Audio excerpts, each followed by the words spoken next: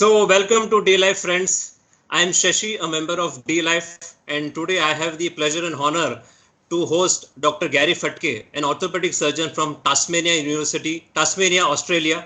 So Dr. Gary Fettke has a special interest in LCHF, low carbohydrate, healthy fat, and he also has a special view on the role of refined carbohydrate, sugar, as well as refined vegetable oils in the role of metabolic syndrome. So I invite Dr. Gary Fettke. So Dr. Gary, please tell us about your journey into the low carb world and what all you had to face for speaking against sugar in your country. Well, thank you, Shashi, and the D-Life community. It's good to catch up with you. I've spoken, with some of you before, but this is an honour. Thank you. Look, my low carb journey, I suppose, arguably started when I was a child. I was a fat kid. My mother had me on diets when I was about 10, 11, 12 years of age. I can still remember it. I played lots of sport, and I suppose I was always carrying a few extra pounds or kilograms, and I was on one diet after another. And then as a doctor and a surgeon, I was busy, and I actually thought I was eating properly according to dietary guidelines and having that food pyramid food. But as time went on, I got fatter and sicker. And like many people in the low carb world, particularly those, I suppose, pioneers, we actually got sick, and then we worked it out for ourselves over time. So I ended up with a tumour on the base of my brain 20 years ago this year, and I was on chemotherapy and radiotherapy. I had pre-diabetes, I was overweight, my blood pressure was up, and about nearly 10 years ago I started working out about the sugar aspect, but it was more from the cancer aspect. And then it drifted into the whole metabolic syndrome and my own health. So I started giving up sugar, started researching that, became quite outspoken about it, and then realised that was just part of the game. And so it's now, I think, 2013, 2014, I described what I call the nutritional model of inflammation and modern disease. So most people will, when you start looking into it, inflammation sits underneath every single medical condition, whether or not it's pimples or mental health or cancer or diabetes or blood pressure or obesity. Inflammation sits underneath it. So through a combination of biochemistry and things coming together, that jigsaw, I think, and so my talks on inflammation are on YouTube rather than going into great detail, but that combination of fructose or sugar, refined carbohydrates, and the polyunsaturated vegetable oils, those highly refined ones, are highly inflammatory. So I say that if you've got the sugar and the carbohydrates are like the kindling, the wood of a fire, and the polyunsaturated oils, that's like the match. And you put them together, and boom, it becomes a highly inflammatory situation. But that inflammation is sitting in the blood vessel wall of every vessel of the body, and it's sitting in the membranes of every cell and every mitochondria. So what I effectively described was inflammation based on what we eat. And if you actually do the opposite of that, so you cut back on your sugar, your refined carbohydrates, and your vegetable oils, you decrease inflammation and you actually get better. And so I saw that for myself. I then saw it for my family. I saw it for my patients. And as time went on, I got more and more outspoken about that. And that's when I started upsetting the food industry, which is a whole nother story. Yeah, so we know the struggle you had. I think it was almost 2 years or something for speaking against sugar. It ended up taking best part of 5.5 years, actually. So I was talking about sugar. I was on social media. I was lecturing. Tim Noakes had asked me to come to South Africa and lecture and talk there. And I was very outspoken about that, about the problems of sugar and refined carbohydrates and effectively processed food. That's what I'm arguing against. We've got to decrease the amount of processed food in our diet. Eat fresh, local, seasonal. If it comes in a plastic bag or a cardboard box and has a label on it, try and avoid it. Pretty simple message. So because I was talking about that, I ended up being targeted by the cereal industry in particular, the breakfast cereal industry here in Australia, which is big multinationals, including Kellogg's and Nestle, Sanitarium, Freedom Foods, what we call the Food and Grocery Council here in Australia. And we've got their documentation to say we've got to try and silence myself and others who are speaking in that field. But I was the only Australian doctor, the medical doctor, on their list. And so my story is very much like Tim Noakes' story in South Africa. We got reported by dietitians to our medical boards. The medical boards decided to investigate, but the expert witnesses, well, the expert witness, particularly in my case, was actually working for the cereal industry at the time. So it was a long drawn-out saga, and it took a couple of years, and then it took 2 government inquiries into my situation. And after 5.5 years, so in 2018, I was finally cleared for all those charges. And I'm able to speak out once again. Mind you, I never actually stopped speaking out because this is too important. Well, as they say that, they can silence the messenger, not the message. So I think that is what you and your spouse my wife take Belinda a lot of efforts to spread the message. And my wife Belinda took on my Facebook profile. I kept going on Twitter, and the support of the community, both here in Australia and right around the world, including India, the support coming out from people saying, supporting our message, writing to the medical boards, putting comments on Twitter and Facebook, emails, all of that put pressure on the Australian Medical Board to start looking at this. And as I said, we had to go through further inquiries and another 2.5 years to get my name cleared, but finally it all happened. I think my immediate family, but I think my extended family around the world, which played an enormous role in helping support us. But it was a long time. I think every low carber in India, so they know you and Professor Tim Noakes very well. And I think our support in spirit were always with you during your struggle time.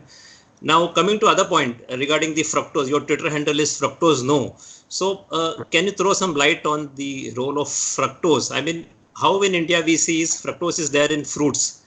That's all we know. So how about the role of high fructose corn syrup in Coke, which is also selling well in India? I often say to people, to get that overall look, go to my talks on inflammation or on fruit, so that they're on YouTube. But it's really important to know that the metabolism of fructose, so fructose is half of sugar. There are only 2 carbohydrates. One's glucose and the other one's fructose. And how they're combined in different percentages is how we see them in society. So sugar is 50% fructose, 50% glucose. Fruits are varying amounts of fructose and glucose, and high fructose corn syrup is generally a bit more fructose than glucose, about 55% to 45%. But effectively, there's only 2 carbohydrates. And so therefore, the metabolism of glucose is actually pretty well known. Take it into the body, insulin effect, stored, turned into fat, the excess. But fructose, the metabolism, it was really only described definitively in 2010. So my textbooks really don't have much about it. Virtually everyone's textbooks don't include the metabolism of fructose, or very little about it. So this is all brand new since 2010. So the last 10 years, and most of that hasn't gotten into textbooks or into teaching. The long and the short of it, fructose is a completely different pathway to glucose. It's rapidly metabolized by the liver mostly, and it's largely stored into fat. And when we can't do anything with that fat, then it gets pushed out into the tissues. But the byproducts of it along the way are two important ones. One's uric acid, and the other one's called aldehydes. And the aldehydes are the ones that effectively makes alcohol in the liver. So just like wine is made, or spirits are made, it's made from fruit. And so fruit is fermented into alcohol, but our liver will actually do the same thing. It's the fructose component. So that's actually one of the things which maybe is partly related to development of liver damage or non-alcoholic fatty liver disease. Another one is too much fat production into that actually can accumulate. But the really interesting one is uric acid. A lot of people have heard about gout, and gout is a product of having too much uric acid in the tissues, not just the bloodstream, but actually in the tissues. And that uric acid is a highly inflammatory, problem. You can just ask anyone who's ever had gout. And but that uric acid actually has major effects on our blood vessels. It has major effects on our immune system, and it has major effects on the way and maintaining the blood supply to our brain. So when we have too much fructose in our diet, doesn't matter how it comes, whether or not it's in sugar or fruit in excess, or fruit juices in particular, and high fructose corn syrup, that pushes up our uric acid levels. It affects our blood pressure, can give us hypertension. It can affect our liver, and it can affect the amount of what's called small dense particles, LDLs, those, theoretically those bad cholesterol particles that get into the bloodstream. And then the other ones which actually sit in our blood vessel walls, and in combination with the polyunsaturated oils, become that inflammatory mass which is then sitting right throughout the body.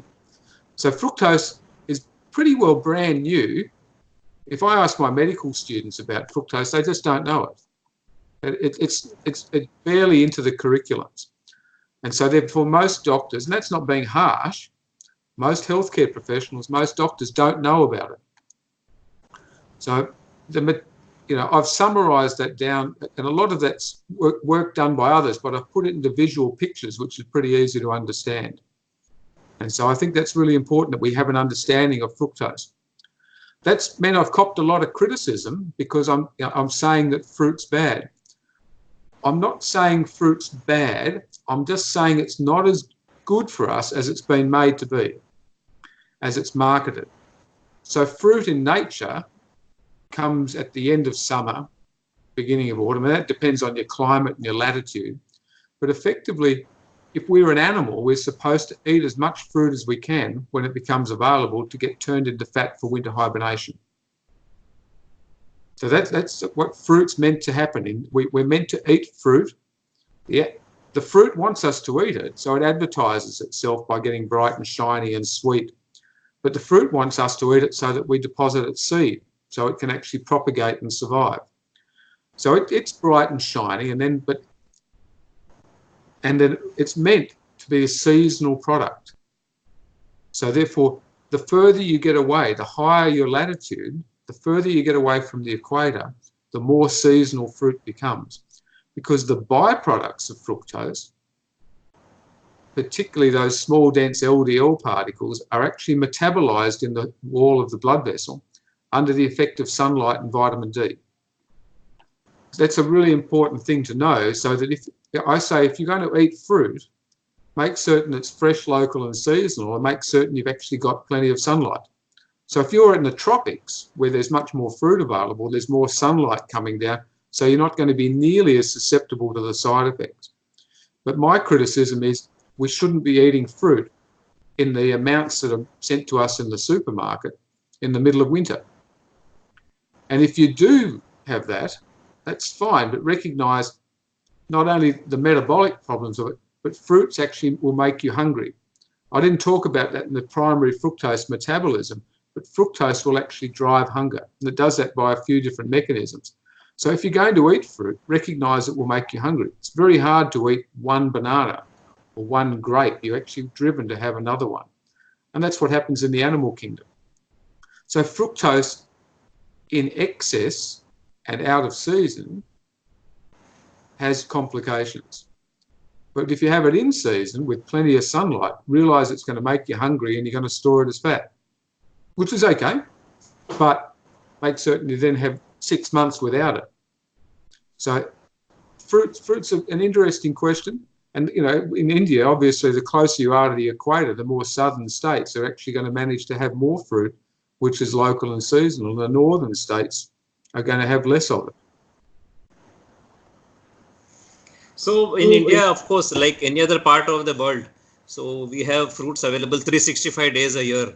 So we have even dragon fruits coming in from China. So that's how it is. So the view which D-Life has is modern fruits are hybridized to be high in sugar, pesticide laden, and chemically ripened. So this is what we say. So that is how modern fruits are. Modern fruit is actually it's made to have longer shelf life and higher transportability. and therefore profitability. And it's not there for your health. It's there for the food industry's bottom dollar. Yeah. So how do we get those micronutrients which are there in fruits? Is it possible to get them through other sources? Absolutely. Take potassium, for instance. There's far more potassium in green leafy vegetables. So those above ground vegetables have all the nutrients pretty well that you're going to get from fruit. And the other thing is eating an animal, what we call tip to tail. If you eat the whole animal, the meat, the organ meats, not just the muscle, but if you eat what tip to tail, which is you're having your liver, you're having your kidneys, your offal parts of it, you're not going to miss out on any micronutrients whatsoever. So vitamin C, that's an interesting one. Vitamin C, everyone says, you've got to have vitamin C and it comes from fruit. You'll get a little bit of vitamin C in meat product. But really interesting, when you reduce your carbohydrate load, and you reduce it significantly, your requirement for vitamin C drops along a lot as well. So when you have very high carbohydrate loads, you're going to need vitamin C. When you drop your carbohydrate load down, you're not going to drop your vitamin C requirement. And if you're eating, and to take the other extreme, which is carnivore, which is just eating meat, we're not seeing people with vitamin C deficiencies. But it's actually not so much the vitamin C, you just actually don't probably need as much. So we always say that for vitamin C, you can always have a glass of lemon juice, which is low carb and gives ample vitamin C. And we have the Indian gooseberry or the amla, which we call in local language, very rich in vitamin C and low carb. So that's how they can go. They always have a solution. I have a lemon tree in my backyard. Oh, so that's nice. I have a little bit of lemon. I'm not having lots of it, but a few months ago, I had a whole series of blood tests for Dave Feldman in the United States, who does the cholesterol code. And so I think I had 100 different blood tests there. So I've been doing this for a long time, and every one of them was perfect. So I mean, fantastic. I mean, the only trouble is that despite living this way, I'm still ugly. All right, I'm still not good looking, but I'm healthy on the inside. All right. Yeah, I mean that's all. That's how we are. We need to be healthy. Our lab report has to show every parameter is normal, and that is what LCHF does. That's what we have seen. Even personally, if you see entire lab parameters, everything is perfectly normal. There is nothing that anyone can say anything wrong except this slightly increased LDL, which we say. But that is okay. I mean, my TG-HDL ratio is fantastic. Insulin is very low. Fantastic HbA1c. So that's all. I think we need to start tossing that total LDL number in the rubbish bin. Yeah. It's a mathematical equation. It's got it's an equation with a subtraction component of it.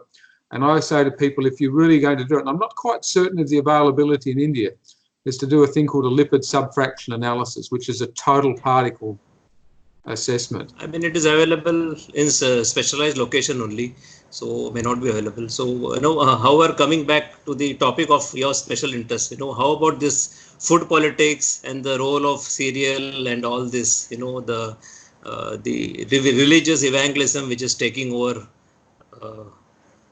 the food politics. Some light on this. I'll come back just a little bit. I'll come back 10,000 years. So if we go back to before the agricultural revolution, before farming and cropping, okay? So we were nomadic, we'd travel across the land and we'd source our food. The only sources of carbohydrate were seasonal fruit, which we've talked about, but you had to fight the birds, the insects, and all the animals for it. The fruit was very small, and it was only very available for short periods of time. The other form was in honey, if you were able to break into a beehive, which was crazy because you'd be bitten. And the other form was in breast milk. Very little bit in the glycogen in meat. So carbohydrate, for 2.5 million years, we evolved without carbohydrate or significant amounts in our diet. So once we started cropping and farming and processing food, we then had started putting more and more carbohydrate in our diets because it could be stored. Grain can be stored, can be processed. And in the last 100 years, we've started with the Industrial Revolution, having more and more processed food and ways of storing that. And the best food to process is carbohydrate because it's got long shelf lives and sugar as a preservative. So along with that came the food industry. And the food industry had a product to sell.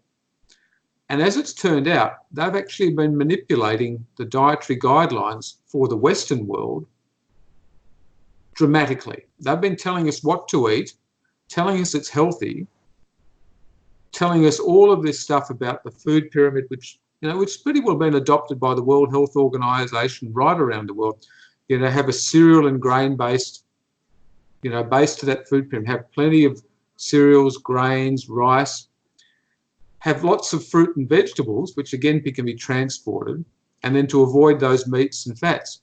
When in fact, that's the more processed food, that's actually been driven by profit and belief and not actual science and definitely not health. But the trouble is, as it's turned out, particularly in my wife's research, Belinda's work, that when you can trace all that back, it actually largely comes back to the Seventh-day Adventist Church, and John Harvey Kellogg, who started the Kellogg cereal brand, he was a Seventh-day Adventist, and they are essentially vegans. They've really pushed the whole vegan agenda. And it's about pushing their product of cereal. And the Seventh-day Adventist Church are the second biggest educators in the world after the Catholic Church. They're massive.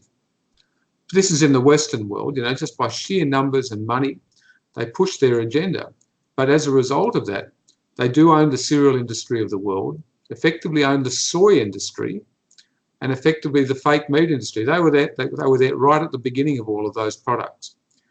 They've then been writing the dietary guidelines for the US since 1917, and that model, and they wrote the textbooks pushing this vegan agenda, anti-meat, pro-cereal agenda.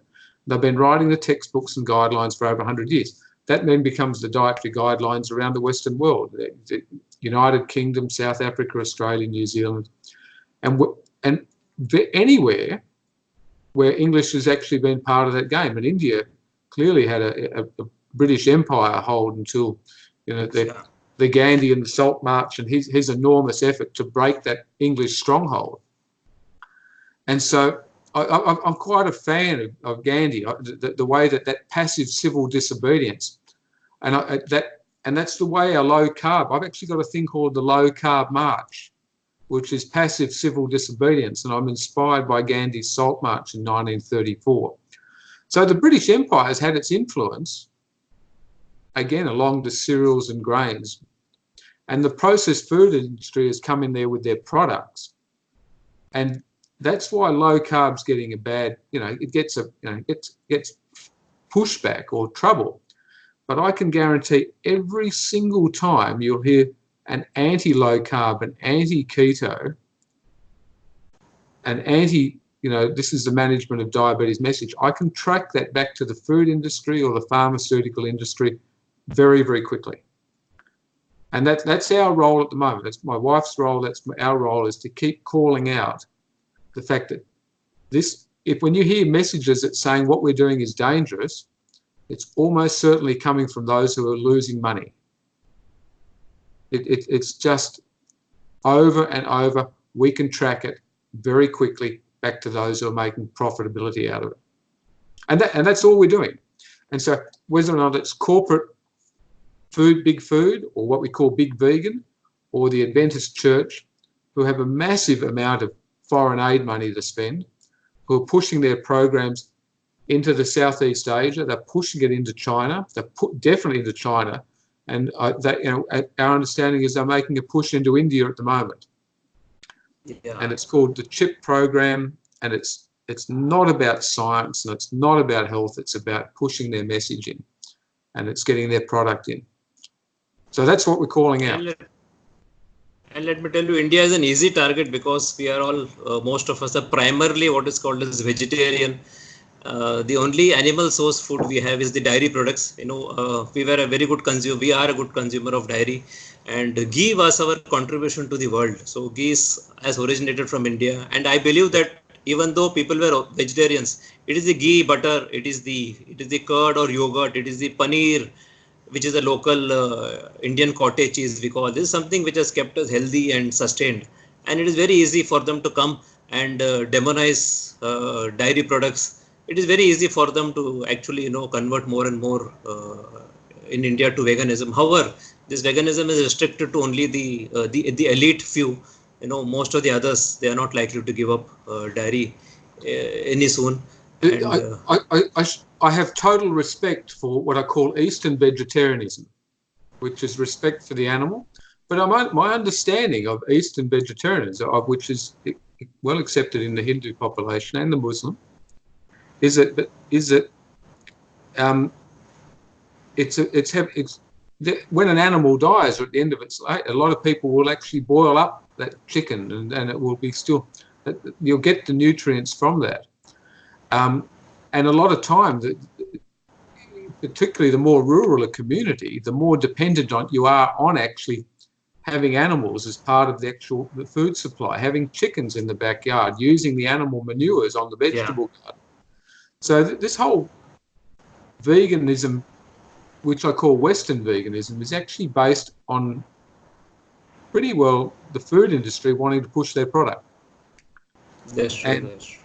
Whereas Eastern vegetarian is a different situation, and because you are having your butter, or your animal products, and particularly from the cattle, and so I have respect for that, and I think it's I'm not anti-vegan from an Eastern point of view. I'm anti-vegan from a corporate food industry pushing that propaganda based on nonsense, what I call non-science. And precisely many of these corporates, they have come and they have demonized ghee, butter.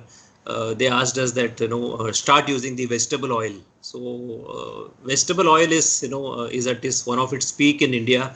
We have a lot of people who sell a lot of cottonseed oil, canola oil, even refined bleached deodorized RBD palm oil, soybean oil. All these are being pushed very heavily. You're trying to get me to tear my hair out, aren't you?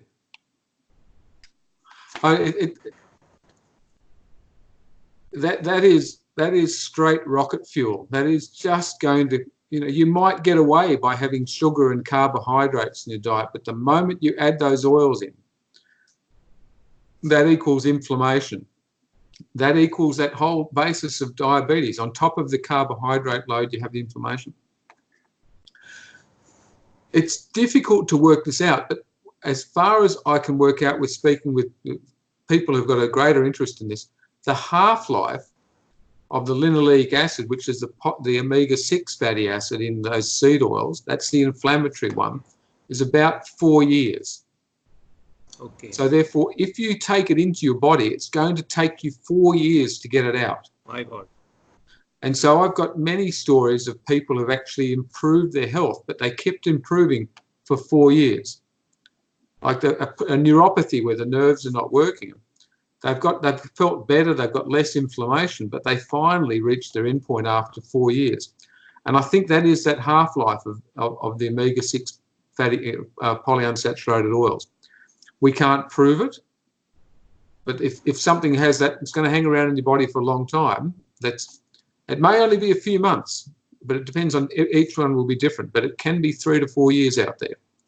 So anybody who's going along and having that cottonseed oil and they're having the canola oils and the vegetable oils, you can't get oil out of a vegetable. I mean, that's just called marketing. So it's very much, please don't do it. Ghee and butter and lard have been around for centuries. And in those centuries, we didn't have all the modern disease that we've got now. And the polyunsaturated seed oils, they're a big part of this. Are they all of it? No, but they're a huge part. And in India, our traditional cooking medium was always ghee, butter, and coconut oil. And maybe later on somewhere we started having this cold pressed sesame oil, cold pressed groundnut oil, and cold pressed mustard oil. So this is how, as time goes on, the cooking fat changed. But then in modern times, the all the processed oil have really taken a lot of market share, and the cold pressed and all the healthy fats are just just shunted out somewhere. So it's I really mean, a they're cheap. yeah, They're they're cheap. cheap. Yeah. I was reading recently an article out of India where the women who are doing a lot of cooking with the new industrial oils have got a much higher rate of lung cancer. And again, it's not so, and they're not smoking, but it's actually the only thing they're doing is they're getting caught up breathing in those oils.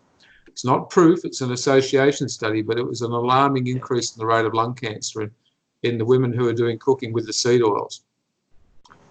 So we always say, So we always say it is not only the Western junk food which is affecting, even the Indian snacks which are affecting, because most of the Indian snacks would be deep fried, and believe me, in all those frying vessels, the oil is never changed.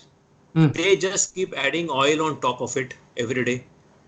And if that shop is selling those fried items for last 10 years, then be assured that there's an oil, some oil is remaining there, which has been put 10 years back or even 20 years back. So it is rarely cleaned, and rarely these oils are thrown out. In fact, let me tell you that one of the top snack makers in India, what they do is they use oil a few times, 4 or 5 times, and then they resell this to the local sweetmeat shops. And then they use this used oil to make Indian deep fried snack, like let us say samosa or kachori or whatever it be. So I mean, this is how people unknowingly, are really deeply affected. So like you, I also believe that more than the carbohydrate and more than the sugar, it is the oil which is affecting India to a very big extent. I think it's what I call it the perfect storm. That if you could get away with a diet high in carbohydrates, maybe not from the insulin effect and diabetes, but once you put the seed oils in, you create a situation which can't be reversed for up to 4 years. That inflammation is going to sit there and stew along. And what we're seeing all of society, not just Australia and not just India, but all of society is inflamed. And that's part of metabolic syndrome. It's right across the board. And it's a tragedy, because those, particularly in Australia, that what's in the dietary guidelines is determine what's served in hospitals and what's served in schools and to our nursing home, to our elderly, our defence forces, and the prisons. I mean, those guidelines have become rule books, and so that recognising that the guidelines have not been written for your health, they've been written by the food industry to sell our product, or their product, not our product. So, Dr. Gary, do you think India, with primarily being vegetarians, so do you think LCHF is a sustainable option? Just your viewpoint. Of course, D-Life has more than 2,000 low carbohydrate dishes which are alternative to the high carb available. But what is your point of view? I mean, absolutely. I mean, it can be done. I mean, I've got some dear friends here in Launceston in Tasmania who are Indian, who have gone low carb and have done all of that. One of them, her parents are in India and have both turned their diabetes around, reversed their diabetes. Wow. With the support of their children in Tasmania, yes. Who when they came to visit from India, I came around and had a chat to them, and they said, look, we want to do it. And so they've turned their diabetes around. But it does mean, but the problem is not, I mean, the food is available. You've got to go looking for it. But you'll find that a lot of people are unsupported by their family. They're unsupported by others around, the healthcare professionals, because they're told it's dangerous. You've got to have your rice, You've got to have your naan, you've got to be eating that, because that's why we've always eaten. Well, we haven't always eaten that way. We've only been eating that way for the last 50 to 100 years, and we're getting fatter and sicker. That's true. That's why I argue, let's go back 10,000 years. We didn't have sugar, we didn't have carbs, and we definitely didn't have vegetable oils. So That's going back to a traditional way. I think it can be done. It's not you don't need to have lots of meat and organ meat. Some people do, but as I say, I've got a lot of Indian friends who are doing this, who have lost weight, improved their diabetes, improved their metabolic health, improved their mental clarity, their stamina, their exercise, all of those things. Can it be done? Of course it can be done. It might be a little bit harder if you're vegan. If you're strict vegetarian, it's going to be a little bit harder. But a lot of vegetarians relax it. They might have eggs. They're having a bit of ghee. Yeah. They're getting those other nutrients. They're getting the fats from some other way. But please don't get your fats from seed oils. I mean, that's the really important thing. So, Dr. Gary, what is your few key messages for India? I think if you're waiting for society to turn around, it's going to take a long time. But you personally can turn your life around today. No one is telling you what to eat or not to eat. No one's got control over what you eat or not eat this afternoon, tonight. So if you want to get rid of your type 2 diabetes, then you can get rid of it today. Literally, if you can't, diabetes is an inability to handle the glucose load that you present the body with. That's diabetes. If you don't present the body with any glucose or carbohydrate, you don't have diabetes. Type 2, you do not get it. So literally, if you've got diabetes and you want to get rid of your diabetes, you can get rid of it today. If you don't want to get rid of your diabetes, then that's fine. But except you're going to need more and more medication, more complications, and those changes and those complications are irreversible. So simple messages. We have more control over our lives than we were made out to be. So you alone can make those decisions today if you're given the right information and it doesn't come from the processed food industry. That's a pretty simple one. And as I come back, I said earlier, eat as much food as you can that's fresh, local and seasonal. That doesn't mean coming in from China. Doesn't mean coming in from Australia. Eat your local food. And if it comes in a plastic bag or a cardboard box and has a label on it telling all the ingredients in it, that's full of chemicals. It's not real food. And listen to D-Life. You guys are on track. There's a message. Thumbs up. And for the viewers, all of you can follow Dr. Gary Fettke. His Twitter handle is Fructose No. He's there in Facebook as Gary Fettke, and also websites No Fructose or I Support Gary. So please follow Dr. Gary Fettke for all the latest information on the LCHF world as well as how to stay healthy. So I thank you very much, Dr. Gary, for taking out this precious 38 minutes for D-Life, so that we can spread this message to the Indian subcontinent that LCHF is possible in India. Thank you. Sashi, thank you very much. We can all make a huge difference. So thank you. Thank you, sir.